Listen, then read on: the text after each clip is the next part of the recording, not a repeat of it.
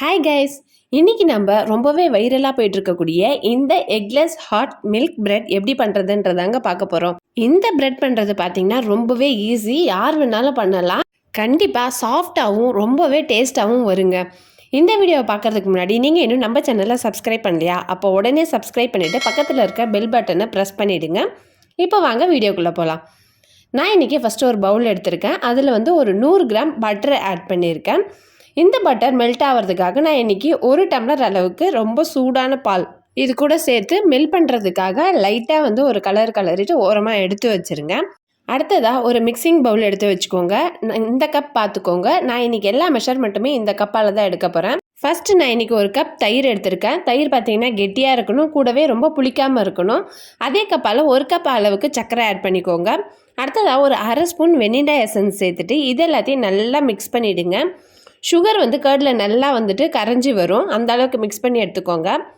அடுத்ததாக நம்ம எடுத்து வச்சுருக்க அந்த பவுலால் 2 பவுல் வந்துட்டு மைதா ஆட் பண்ணியிருக்கேன். உங்களுக்கு வேணும்னா நீங்கள் கோதுமை மாவில் கூட பண்ணலாம், நல்லாவே வரும். அடுத்ததாக 1/4 ஸ்பூன் பேக்கிங் சோடாவும் அரை ஸ்பூன் பேக்கிங் பவுடரும் ஆட் பண்ணிவிட்டு இது எல்லாத்தையும் நல்லா மிக்ஸ் பண்ணி எடுத்துக்கோங்க.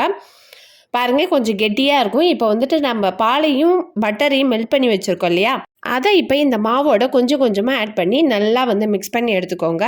மிக்சிங்கை வந்து ரொம்ப வேகமாக பண்ணாமல் கொஞ்சம் மெதுவாக வந்துட்டு இந்த பேட்டரை மிக்ஸ் பண்ணுங்கள். பாருங்கள், இந்த கன்சிஸ்டன்சிக்கு பேட்டர் வந்துருக்கணும். சப்போஸ் உங்களுக்கு பேட்டர் கொஞ்சம் கெட்டியாக இருக்குது அப்படின்னாக்கா கொஞ்சமாக பால் ஆட் பண்ணிக்கோங்க. நான் இன்றைக்கி பிரெட் பேன் எடுத்திருக்கேன். இதில் வந்துட்டு லைட்டாக ஆயில் அப்ளை பண்ணிவிட்டு கொஞ்சமாக மைதா பவுடர் டஸ்ட் பண்ணி எடுத்து வச்சுருக்கேன். இப்போ இந்த பிரெட் பேனில் நம்ம கலந்து வச்சுருக்க பேக்கிங் பேட்டரை இதில் ஆட் பண்ணிவிட்டு நான் இன்றைக்கி ஒரு கடாயை 10 நிமிஷம் வந்துட்டு ஹை ஃப்ளேமில் சூடு பண்ணி வச்சுருக்கேன்.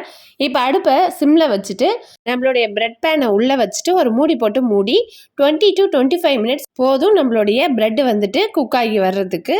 பாருங்கள், நம்மளுடைய பிரெட்டு வந்துட்டு சூப்பராக வெந்து வந்துடுச்சு. அவ்வளோதான். நம்ம ஸ்டவ்வை ஆஃப் பண்ணிவிட்டு ட்ரேவை வந்து நல்லா ஆற வச்சுருங்க. அதுக்கப்புறமா ஒரு பிளேட்டுக்கு இதை எடுத்து லைட்டாக தட்டினாலுமே நம்மளுடைய ப்ரெட்டு சூப்பராக வந்துடுங்க. பாருங்கள், நம்மளுடைய டேஸ்டியான ரொம்பவே சாஃப்டான eggless hot milk bread ready ஆகிடுச்சிங்க.